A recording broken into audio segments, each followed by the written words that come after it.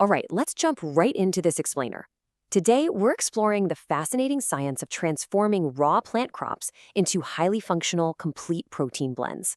Look, if you're an industry professional, a food scientist, a formulator, you already know ingredient optimization is absolutely the backbone of your work. It's really the only way we can take a basic crop and engineer it to mimic the incredibly complex architecture of animal protein.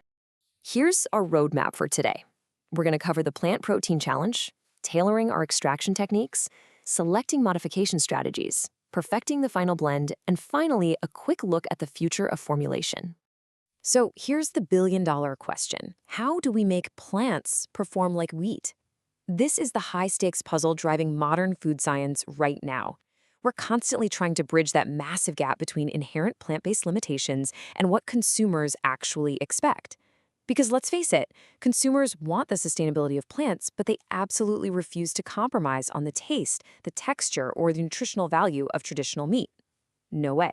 All right, moving to section 1, the plant protein challenge, where we look at overcoming nutritional limitations.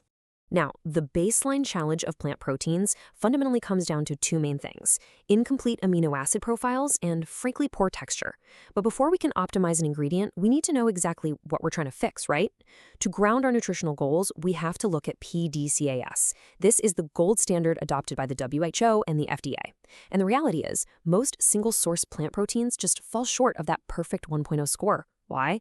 Well, unlike animal proteins, plants typically have limiting essential amino acids, and their cellular structures simply make them much harder for the human body to digest and absorb. As formulators, we are constantly battling these inherent flaws.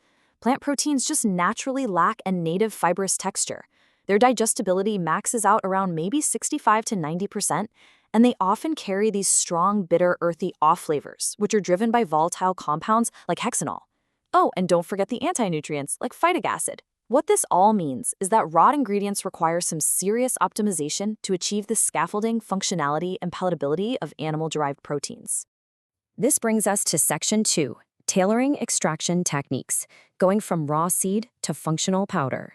Looking at the extraction pipeline here, how you actually prep and break down the seed heavily dictates the efficiency of your protein recovery. It's crucial. For instance, simply drying seeds makes the plant cells more brittle for easier milling, while soaking them in biological enzymes can degrade those really rigid cell walls. You absolutely must tailor these pretreatment and milling techniques directly to the specific protein source you're working with to get the best possible starting material. At this stage, we hit a major crossroads. Every manufacturer faces a stark trade-off, choosing between wet and dry fractionation methods. And this single decision basically sets the ceiling for your protein's purity and its techno-functionality. Let's look at wet fractionation first. This gives you incredible purity through solvent extraction. We're talking protein isolates of over 90% purity. But there is a massive catch. The harsh organic solvents, like hexane, along with the high heat and extreme pH shifts used during the washing and precipitation phases, well, they can permanently alter the protein's conformation. So you get higher purity, sure, but you often completely sacrifice the protein's natural ability to foam, gel, or emulsify. Conversely, dry fractionation acts as a milder, much more sustainable alternative. It's totally solvent-free. It uses physical methods like air classification or electrostatic separation to divide particles by mass. Because it avoids all those harsh solvents and extreme heat, it preserves the native techno-functionality perfectly, and it's super friendly for clean label claims. However, the downside? It restricts you to lower purity levels, typically yielding about 50 to 80% concentrates, and it's really unsuitable for crops where the starch granules are too similar in size to the protein bodies. Let's move into section 3, selecting modification strategies and how we enhance techno-functionality. Once extracted, these proteins often need functional upgrades to actually perform well in complex food matrices. When you're mapping out your modification options, you basically have to balance 3 crucial criteria: scalability, cost, and consumer perception. As you can see here, chemical modifications are highly scalable and very cheap, but they really hurt your clean label claims. Physical treatments kind of sit in the middle. Meanwhile, biological modifications offer incredible, highly specific results and keep your label pristine, but they can definitely be more costly to scale. Let's look a little closer at the chemical treatments. Extreme pH shifts and processes like succination dramatically improve gelation and water-holding capacities by changing the charge and structure of the protein. But they risk leaving behind undesired chemical residues. While they are highly effective for boosting viscosity and emulsification, chemical treatments often put formulators totally at odds with the modern consumer's demand for simple, recognizable ingredients. I mean, nobody wants to read succinated protein on the back of their burger packaging, right? So let's pivot to physical treatments, like heat. This is a great visualization. Applying thermal energy literally forces tightly packed, folded globular proteins to unfold. When they unfold, they expose their internal hydrophobic amino acids. These newly exposed reactive groups then aggregate, binding together into a solid gel network. It's a fantastic, chemical-free way to build structure, though you do have to be careful as applying too much heat can ruin the protein entirely.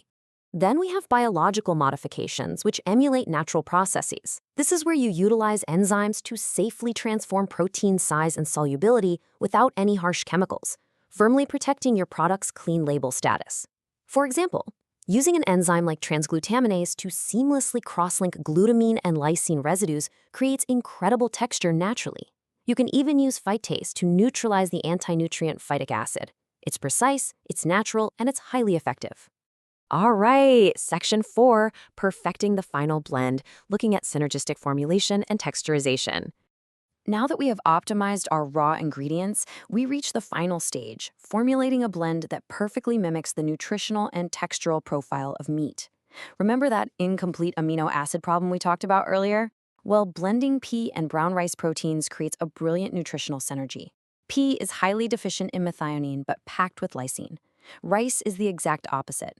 By combining them, they compensate for each other's deficiencies perfectly to hit that coveted WHO/FAO standard PDCASS of 1.0. This makes the blend hypoallergenic, easily digestible, and just as nutritionally complete as animal protein. Plus, physically blending them together in a 50-50 ratio actually helps mask those earthy off flavors naturally, which reduces the need for synthetic masking agents. This specific ratio provides a robust foundational matrix that is fully primed and ready for mechanical structuring. And that brings us to thermal extrusion. This is the magic step that finally gives these plant blends the satisfying bite, chew, and mouthfeel of actual animal muscle. By forcing the protein blend through a high-pressure extruder, using intense pressure, heat, and mechanical shear, the proteins denature, align, and form those distinct fibrous layers we associate with a great steak or chicken breast. But, as always, we have to spotlight the trade-offs.